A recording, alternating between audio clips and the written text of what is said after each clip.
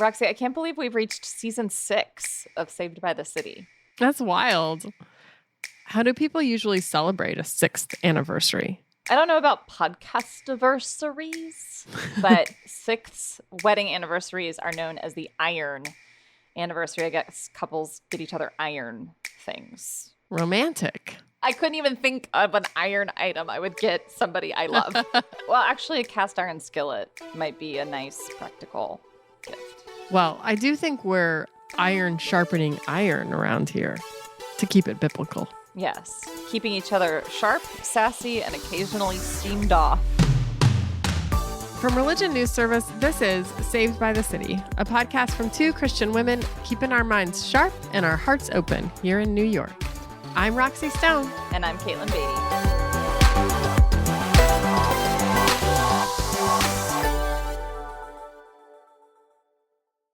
Our first guest for this season 6 has me thinking a lot about institutions. This is your exciting lead for a season opener? Institutions? They're so sexy. I promise this will be interesting, in part because our guest today now leads an institution we both have some history with. That's right. Russell Moore used to be an SBC, Southern Baptist Convention bigwig. Specifically, president of the Ethics and Religious Liberty arm of the largest Protestant, let's say, body. And then some things happened in 2015, in 2016, pretty much every year after that. If you're interested in finding out more about all of those scandals, you can go to Religion News Service, where we covered them many times, including some leaked letters from Russell Moore himself. Today, Russell is a bigwig still, but now at Christianity Today, the flagship magazine of the evangelical movement, and also where both of us used to work. We're going to talk to Russell Moore about why he left the SBC in 2021, how he thinks of his own legacy in that world, including some questions about complicity, and how he's trying to lead a Christian institution when the church as a whole in America seems to be tearing apart at the seams. Before we get to all of that, we did want to let our listeners know about some tough news from this summer. As many of you may have seen on social media, my dad passed away quite unexpectedly toward the end of this summer, and I'm grateful to many of you for reaching out and offering condolences and support. Just feeling the support from my broad and wide and far-flung community meant a ton to me. So thank you so much. And I know that we will talk a lot more later on in the season about grief and mourning and community and so much else. But for now, we just wanted to let people know, so you know why we didn't have a summer season as promised. But grateful for all of you. And thank you very much for being there.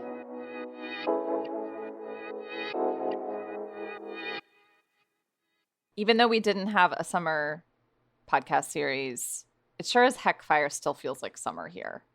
And I'm not happy about it. Yeah, me either. I am steamed off, to use your phrase, that my air conditioning is not only still on, but on very high and not really working. Where are Joe Fox and Kathleen Kelly when you need them? You've got mail season. Bury me in a pile of leaves and leave me there until Christmas. Maybe we could create fall-themed mood boards. Oh, yeah. What are the top indispensable items on your pumpkin board? I'm going first more with a feeling. Well, it's the feeling of the clocks being turned back by an hour. What does that feel like? I think what's throwing me about right now is that it's still light out until like 8:30. That's my favorite part. It's the only thing I want to hang on to. Now, it's not great when the sun then is going down at like 4:30 in December. That does not feel great. The worst. So it's the feeling of the first evening when you walk outside your apartment and it's the crisp in the air. Yeah. The chill, the like pleasant chill. My mood board will have many Apple-related things. For example, apple crisps, apple cider donuts, That is my favorite. Mhm. I will eat so many apple cider donuts over the next few months. I want to go apple picking. Yes, I seem to recall that you did this last fall. It was fun. Is it worth the trip out of the city? As you know, sometimes leaving the city feels like a whole ordeal. Well, you can come with if you'd like. It's a church outing and we go on a big bus. Mm-hmm. So it is like a whole day thing, but it's kind of nice. Like the details are taken care of, Yes. It's like a field trip. Yes. Let's see. Sweaters. Yes. Jackets. Yes. Layers. Scarves. I'm so excited about all of this. Mm. I think we've talked about Halloween. Should I dress up my dog? Wait, is it potentially offensive to do that? Maybe to the dog. Well, yeah, if you put him in a big hot dog costume, it's a little demoralizing. I feel like there is a person that dresses up their dog for Halloween, and I don't know if I want to be that person, but the dogs are cute. There's like a whole parade here in the city. It's adorable. I'm also looking forward to boots. I'm looking forward to plaid. Yeah. And dark naturally. colors. Is there something that would not be on your mood board that might be on many other people's mood board? A pumpkin spice latte. I've just got no interest. Mm-hmm. You know that meme that goes around of like all of the Christian white women with their like perfectly curled waves and skinny jeans and riding boots and sweaters. And big tote bags. They probably dress up their dogs. One of the fun things I did this summer was read Russell Moore's new book titled Losing Our Religion, an Altar Call for Evangelical America. I was actually at a spa and I wondered if it was like the most non-spa book to ever have graced that space. And I wondered if it looked weird to my neighbors. Top 10 wrong books to bring to the spa for sure. It was not the right mood. One of the things that Russell writes is that Jesus is a liberal. Huh? Not expecting that. Yeah, I wasn't either. And to be more specific, Russell is pointing out that Jesus, the person described in scripture in terms of what he said and taught, is increasingly perceived as liberal in the conservative evangelical circles he knows and has spent his entire life in. Right. Like loving your enemies is now woke. Yeah, it's woke and weak. Right. Neither of us is in the SBC, but one of the reasons I wanted to read Russell's book and why we wanted to talk to him today is that we recognize the sheer scope and power of that world and the way so often that what is happening in the SBC is a bellwether for what is happening in the broader American church. And also, it's a super politically charged and extremely weird time, and we wondered how someone like Russell was navigating all of that. Coming up, we'll hear from Russell, a former insider of that world who was definitely made to feel like an outsider in some subtle and some very overt ways. If you really believe that I'm George Soros funded, you shouldn't have a driver's license, much less be in any sort of position of leadership. Plus, Roxy and I will talk after the interview about questions that our conversation with Russell left us about the future of Christianity Today, the magazine where we both used to work, and the broader evangelical movement. Stay tuned. Religion News Service is an independent, award-winning source of global reporting on religion, spirituality, culture, and ethics. From papal decrees to prayers written by AI, RNS covers it all. And if you like what we're doing at Saved by the City, let us know. Throw us a rating or a review. It goes a long way toward helping get the word out about the show. We also would love to hear from you about what you want to hear this season. Guest ideas, topics, questions we can answer as your free advice columnists. Let us know. You know what to do. Email us at sbtcpodcast@religionnews.com. We'd love to hear from you.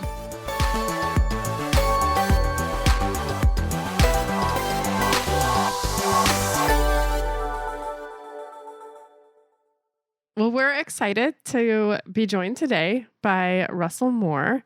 And I am sure that a lot of our listeners are familiar with the more public side of your split with the Southern Baptist Convention a few years ago.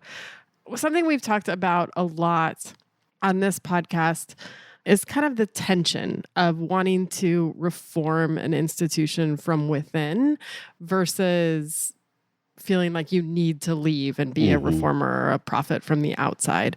So tell us a little about, like, when did you begin to feel like the differences between you and the denomination were becoming too big that you could no longer stay and try to reform from within? Yeah. The problem that I was seeing was that the healthiest people were disengaging and the unhealthiest people were engaging more for all kinds of reasons.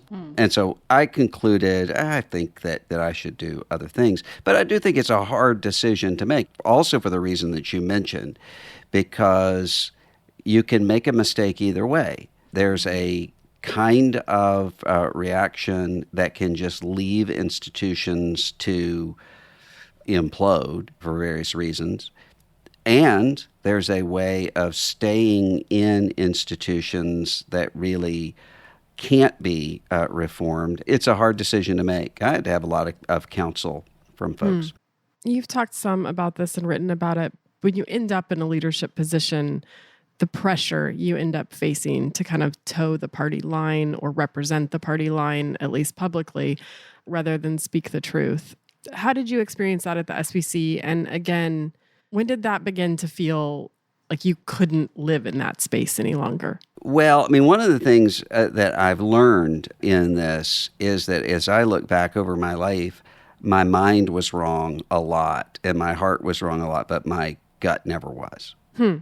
And so I can see all of these times where I would think, this seems insane or evil or what have you. But I would always be able to say to myself, you can't idealize people. You're dealing with fallen people. This is the way fallen people are, number one. Number two, there was a sense of, let's just get through this generational transfer, because a lot of the unhealth was baby boomer unhealth. And you're not baby boomer. I'm not a baby boomer. And I could see you're not having that same sort of fighting, quarrelsome, divisive sectarianism, and so forth, among anybody really under the age of 60. And so you're able to then conclude, okay, we're not going to be able to change some of these people, but we are able to pour ourselves into and to help cultivate the people who come after them. I mean, when it comes to towing the party line, I'm very much an institutionalist, for instance. Okay, we have some different ways of doing things, but we're all on the same team. So that means we're going to have our conversations behind closed doors, and once we come to a decision, then I'm going to support the institution and so forth. But there comes a point where that's asking too much, and it's asking not just for unity around some goals, but with some differences as to how to get there, and something deeper than that. And it had become deeper than that for you. Yeah. You talk about coming to a sense of complicity, kind of participating in a religious and political subculture that you now see as inane and predatory. Those are your adjectives. Looking back, what do you feel complicit in doing? Yeah, I think a lot of it has to do with assuming that there are slippery slopes only in one place, when the slippery slopes are in multiple places. So, for instance, on the gender question, I think for a long time, I assumed there's a direction that can easily go to just a kind of Gnostic eradication of what it means to be men and women, Genesis 1 and 2. And that's true. I think we have seen that happen in all kinds of places. But there also was a slippery slope on the other side, too. And what I came to see over the years is I have a lot more in common with an egalitarian who agrees on the authority of Scripture, agrees on emphases in terms of the callings of men and women in some specific places, but who disagrees with how to apply 1 Timothy 2 than I do with somebody who might agree with the same position that I had or have, but who's doing so out of misogyny. What's it like to be accused of being a liberal? I mean, we have some experience in this, but something I think a lot of people would laugh to read anything you've written in the last 20 years and be like, what, a liberal? Right. But this is certainly a word that has been cast your way lately. What do you think is like the power of the L word? Well, in my specific context, it's, again, what we were talking about a little bit earlier, that there is for some folks a kind of war reenactment in which conviction isn't really conviction unless it is seen in driving the liberals out. And then the liberals just keep getting defined in increasingly weird and narrow ways. Then you have just kind of the really paranoid, crazy time that we're in which a lot of times you would say, really, I've been working in immigration and refugee stuff for almost 20 years now. There was this word that would come out that I was being funded secretly by George Soros, some group of Jewish billionaires out there who were trying to replace white people with immigrants and so forth. And my reaction to that for a long time was, if you really believe that I'm George Soros funded, you shouldn't have a driver's license, much less be in any sort of position of leadership. But then you realize we're in the kind of time where a lot of things that previously people would have said, come on, that's ridiculous. Right. And I could see that even at the fringes. When I was elected president at the ERLC, I remember there was one figure who said, this is a liberal in the tradition of George W. Bush. Famous liberal president. And, that was in 2012, 2013. What we saw in the fullness of time is that George W. Bush would be considered a liberal in globalist and whatever in those contexts. And even actual liberals would long for the day when George W. Bush, famous liberal, was leading our country. And that's part of what I mean by what's so confusing about the changing coalitions right now. But I think there's a difference between the way that I would respond cognitively and the way that I would respond emotionally. And so cognitively, I would know it is laughable. I mean, I have lots and lots and lots of very liberal friends who would just laugh at this. But there is something, I mean, really what that language in conservative evangelical context, other language can be used in other contexts. What it really does is to say, here's a threat of exile. And so the worst thing we can think to say is that you're liberal. And that's really what's going on. And I think people can respond to that cognitively with very clear sight.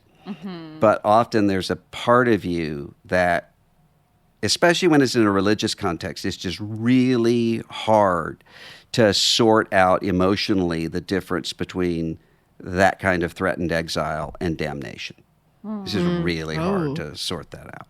Yeah, it's also touching on the potential for a loss of community, loss of relationships, and am I bad? Am I outside the fold in some actual existential way? Right. And that's a very emotionally uncomfortable place to sit in. And it sounds like you have learned how to deal with that kind of threat of exile and eventual exile over time and learn to reject, this is not actually true about me. In this context that you're describing, this very divided and also people moving to the extremes, the culture wars in a lot of ways. In this context, what role do you see Christianity Today playing as a magazine and an institution and a voice to a very divided church? What I hope we are able to do is to help people to imagine what gospel sanity looks like, and a kind of Christianity that is not just a means to an end, but that really is rooted in something deeper than that. What I don't think is that we need to have a battle for the soul of evangelicalism, and somebody wins and somebody loses. It really struck me, Russell, reading your book, that at some point you basically said there is no such thing as like saving evangelicalism.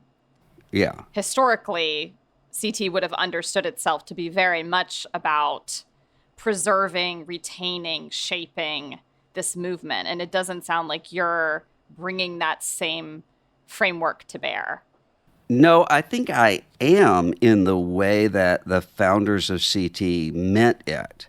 But I think the problem with evangelicalism as a movement is that there were all kinds of reasons why we wanted to group people together who really didn't have a lot in common. I mean, any movement that can encompass everybody from Benny Hinn to Eugene Peterson is not a very coherent sort of category. But it's a useful category to have, to say, okay, there's a type of religious movement that we want to look at, and here are all the contours.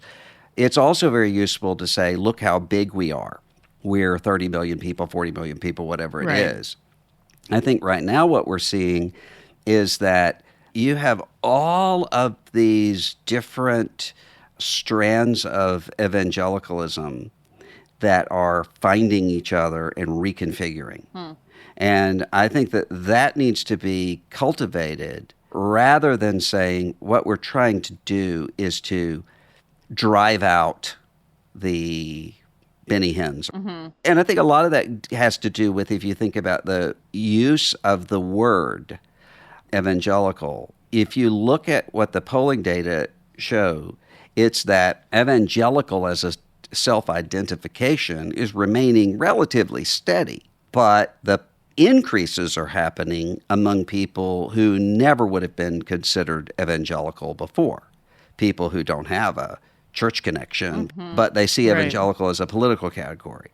And in almost every case, the people who are coming to me and saying, I don't want to use the word evangelical anymore, are people who would fit every previous definition of evangelical.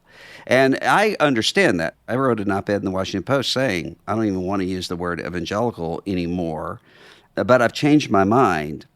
There's a bigger global category for which there's no alternative designation. The kind of Christian who emphasizes this. And sometimes what people will say is, well, let's just change it to Christian. And I would say, yeah, but if you're describing us and you're just saying Christian with no explanation, aren't you kind of implying that there aren't any other Christians? Right. You have to sort of say, this is the sort of emphasis I'm talking about. And I don't know. I don't know an alternative word for that.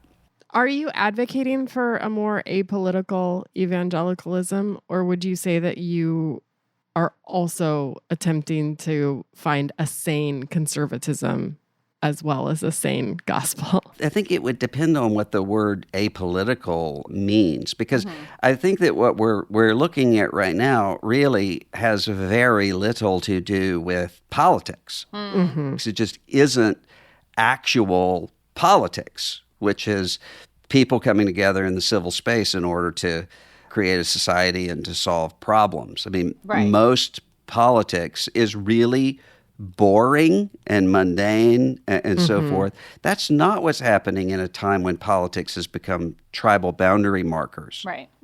I think the problem is there's been a confusion between the gospel itself and a particular partisan identity in some wings of the church that has been devastating to the church and to the church's witness to the outside world, and I would argue to the body politic too.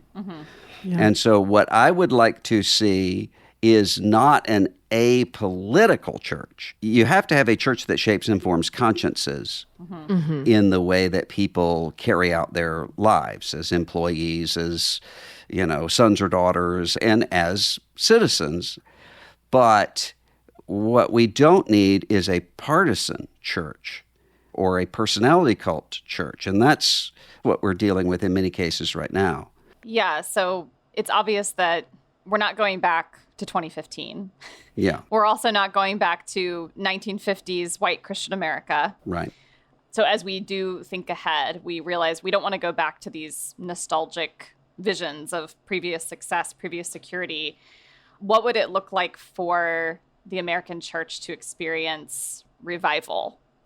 So I find myself drawn to the Wesleys a lot these days. In this sense, if you look back at what the Wesleys were attempting to do, it was not to reform the Church of England, although I think they would have loved to have done that. Instead, it was to say, let's imagine a new way that is rooted in an old way. Let's do that. And it organically took hold and changed the Church of England in a lot of ways, eventually. I think that's more the model, but marking out here are the specific things we're going to face, I think that can, if anything, prepare us for the wrong things. So it's kind of T.S. Eliot, Four Quartets. I don't want to love because I would love the wrong things. I don't want to hope because I would hope for the wrong things. Instead, I'm in the period of waiting, Eliot says, where I'm actually learning to love and to hope for the right things and to do that through faith. And that the time of just saying, I don't know what God is doing, but I know He's doing something, that actually can be the most fruitful time possible. So revival, we know what some aspects of it looks like, but we don't know what it means or what it's going to be called upon to do. Thank you so much for your time and insights, Russell. Thank you. Thanks for having me.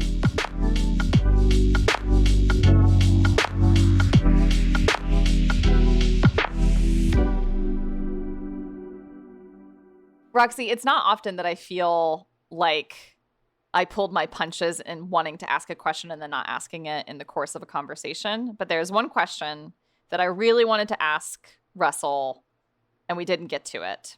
I think it's the same question I wish we'd asked him too. Yeah. Or similar, very similar. I mean, we got to this a little bit at the end, which is what is the direction of CT generally in a time of deep division? But from my vantage point, CT, because it's historically tried to carve out this messy middle, it's always going to be perceived as potentially drifting one way or the other. Right. Every editor who comes on, especially people in editorial leadership, bring their own theological background. They bring their own denominational history. They bring their own pet projects, not in a bad way, but those end up shaping the direction of the magazine and the things it covers and how it covers it. And I've just wondered, is Christianity today becoming more conservative? Yeah, me too. I don't mean that as a dig, but I do wonder, maybe especially on the question of women in the church, women's leadership in the church. CT always had this line, we're like a big tent and we don't declare a position on women's ordination, right, or women's roles in the church and the home. But we had egalitarian pastors and leaders and plenty of women writing for CT all the time. Women pastors, especially on the leadership journal side. Yeah, which was sometimes a point of contention. Like, right, how are complementarians going to feel comfortable with this if you have women pastors writing? Isn't that a bridge too far? More recently, I've just wondered, is CT becoming more conservative, maybe especially on this issue? That's the question I wanted to ask. Yeah, I mean, it's really similar to the one I wanted to ask. I've watched some of the hires since Moore came on. I think Russell Moore is more conservative theologically and politically than I think a lot of the people that were working there when I was there. Southern Baptist Convention is only one of a lot of denominations and non-denoms of evangelicals. And though they represent a huge swath, it is a more conservative denomination among evangelicals. Mhm. And so I have wondered, like, what will that mean for Christianity today? I've wondered, like, for Russell Moore, is the project not only trying to find a way to save, I know he doesn't like that, but a way to sort of preserve evangelicalism, which he, like, let's find a sane gospel is what he said. But I've also wondered, is the project trying to find his way back to a sane conservatism as well, seeing how right-wing a lot of conservatives have become? Is he also trying to find a more centrist middle, but that looks more conservative? I guess it's all about where you are in the spectrum. Yeah, I mean, it truly is. And we talked about this with Russell. Right. It is wild to me, and not because I think of myself as a flaming liberal, but I think it's probably safe to say I'm left of Russell Moore on some issues. Mm-hmm. And it's wild to me that among so many of his cohorts and colleagues and people in SBC circles, he was perceived as potentially being funded by George Soros. Yeah. If you have read anything that this man has written or said for the last 20 years, there is no position where he would come down on a progressive end of the spectrum in just an objective way. But if you are being daily fed and shaped by conspiracy theory, by fringe right-wing political commentators, and oh my gosh, X, right, feels like it's been overrun by a lot of these voices, then someone who's like, hey, maybe Jesus was really serious about loving our enemies, and maybe we really do not lash out, maybe we do turn the other cheek, or maybe we do care for the marginalized in our midst, like, it's not even going to translate. We have to be in a weird time if Russell Moore is perceived to be liberal. Yeah. I mean, honestly, even if Russell Moore is perceived to be centrist, like, I think when we were covering the Southern Baptist Convention a couple of years ago, there was another news outlet, like a secular news outlet that I won't name, not to be nice, but just because I can't remember which one. But the person who ended up getting elected as the president of the SBC, they said the more liberal candidate. And there was a lot of pushback against that outlet for saying that, because it was like, no, this isn't a liberal. This isn't even like really a moderate, just not as right wing. Yeah. There is no liberal side of the SBC in terms of like where you would normally place on the spectrum. Key theological commitments and Right. convictions, interpretation of scripture, Mhm. like missional priorities. None of that maps onto anything close to like mainline liberal Protestantism. No. And so it is absolutely like, where are you on the spectrum? But also like, oh my goodness, it's just a moving goalpost all the time right now. And I do think one of the things that Russell Moore said that I found interesting was this reality that like you have to recognize a slippery slope on both sides. And Yes. it's so easy for us to be like, on our side, to point to the other side and say, oh my goodness, there they go down a slippery slope toward whatever. Like if you're a liberal, you would look at conservatives and say down a slippery slope toward fascism and Christian nationalism. Right. And if you're conservative, you look at a liberal side and you go, oh, there's the slippery slope toward hedonism and killing babies when they're born. You only see the worst iterations of the quote unquote other side as being dangerous. You only see the danger or the problem or the slide into something bad as moving in one direction. It couldn't be in your direction. It couldn't be like among your Right. people. And Russell writes a lot about this in the book as realizing a slippery slope in conservative evangelicalism can look like actually abandoning key elements of Christian faith. Right. You can lose the heart of the faith in so many different directions, not just in one direction. Absolutely. And you may have like clung to these ideas, these tenets of what you believe it looks like to be a Christian, like, oh, family values or biblical inerrancy. But the way that you end up enforcing that, or the way that you end up talking about that or drawing rules around that, ends up being incredibly unchristian and unloving. Yes. So you have abandoned something in that. Yes. That to me is part of what Jesus is talking about when he's like, the outside of the cup can be clean and the inside can be really gross, you know? Yeah. That was the Roxy transliteration. Yeah, as Russell put it, like, it's not just the ends, but it's the means. Mm-hmm. And there is such a thing as like unchristian means to supposedly Christian ends. Right. I think the trickiness of Russell Moore's message, as well as some of the critiques people have given toward it, is like, this is too little too late. Mm-hmm. Good to recognize the slippery slope in the other direction. Good, yes, to get out of the SBC as it seemed to become more and more corrupt and more interested in an end rather than the means. Mm-hmm. And yet, Russell was there for a very long time. Mm-hmm. That's hard to wrestle with. And I think it's difficult to know how, I think even talking to Russell Moore, like, I think he's still wrestling with that of like, what does it mean to admit that he was complicit? What does that mean for moving forward? Yeah. And how do you make amends for that? Right. And in a way, those kinds of questions are questions about like your past self. Mm-hmm. Because at any given moment, we rationalize why we're doing what we're doing. Mm. Very few people are actively, consciously staying in a corrupt institution or supporting horrible things, thinking that they're supporting horrible things, or going along with a really corrupt institution. I mean, he talks about the rationalization of how worse it will be if I don't stay. Right. I have to stay and be the moral force within. Mm-hmm.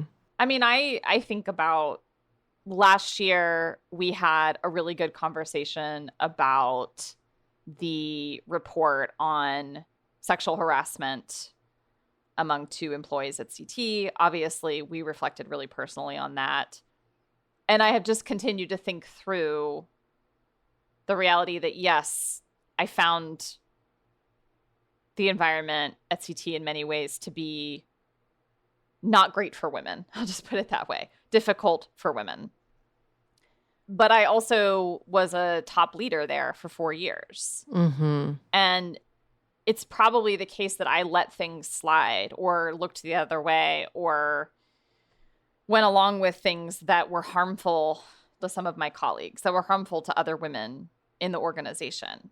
And it's not a one-to-one comparison to Russell Moore in the Right. SBC.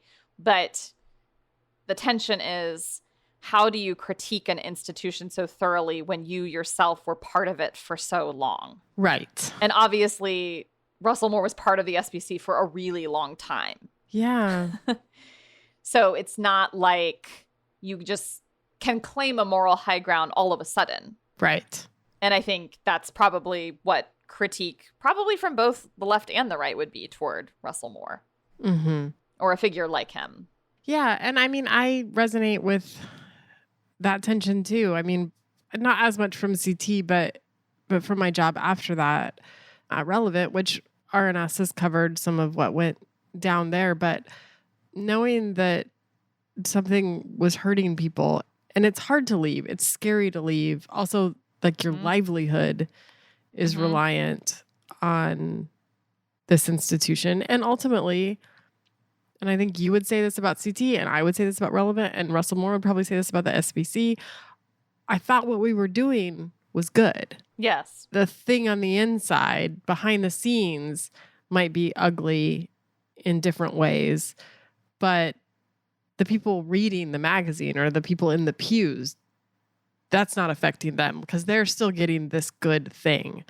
And so I think you could still believe in what you were doing and almost even start to think about what you were experiencing or what other employees were experiencing as like a sacrifice for this greater good. And I think it can be really easy to get to that place of feeling more like a martyr in your position than to realize that like leaving might be the good thing to do, you know?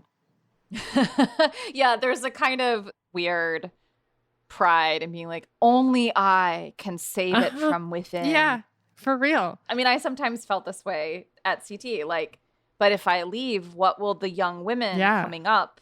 There goes like a role model or something. And then it's like, Caitlin, I'm pretty sure they can do okay without you. I mean, maybe not. I don't know. Yes, I think the temptation to martyrdom or to the perception of your own martyrdom in an unhealthy institution is real. It seems like not just these institutions and denominations we've been talking about, but maybe this whole evangelical apparatus, if that even is still such a thing, like maybe the revival that we talked with Russell about is getting to that place of valuing means more than ends and valuing like how we do things rather than what the output or the outcome or the perceived success will be. I would like that. I mean, I think it's tough to see that happening when I'm still seeing, certain folks talking about how like, what's so wrong with a Christian nationalist nation, because then at least Christian values are being lived out. And it's like, well, at what cost? Right. Like at the cost of religious freedom, at the cost of pluralism, at the cost of people who live here who aren't Christians and have different beliefs, like, or even at the cost of like people actually being changed in their hearts and minds and not just following a moral code because it's enforced legally. Like that's not what we're after. Right. No, it's not. But in many ways, I also don't know, like how much of this is just bombastic talk on X. Anyway, it's about to be an election season. Aren't you excited? Even the phrase election season sends chills down my spine. Not the good kind of chills. Is this our first election as a podcast? It is, isn't it? Buckle up. Oh my gosh. Yeah, I don't have a lot of hope in this time for any kind of sea change within the evangelical movement. Mm-hmm. But I also really, in a lot of ways, I feel for the editors at CT, because how do you purport to lead and shape and guide this movement that can only see things in politically charged terms and might write off what you're doing as like weak or woke? Or womanly. How do you lead a movement of which a vast swath doesn't want you to lead it anymore? They're like, I'm good. We have our pundits. It's a good question. And I mean, CT might find itself in a place with no one to lead. I'm not sure. I think that's an open question to me. Well, on that note, we're starting season 6 off with a real high positive note about the future. We're just asking the tough questions, Caitlin. Somebody's got to do it. Would we call ourselves prophets? Provocateurs. That's probably safer. I feel that most of the prophets didn't go around calling themselves prophets. Saved by the City is a religion news service production. The producer is Jay Woodward and the consulting editor is Paul O'Donnell. We get production assistance from Julia Wyndham. Chaz Rousseau put together our look and Martin Fowler wrote our theme music. We are Roxy Stone and Caitlin Beatty. Thanks for listening.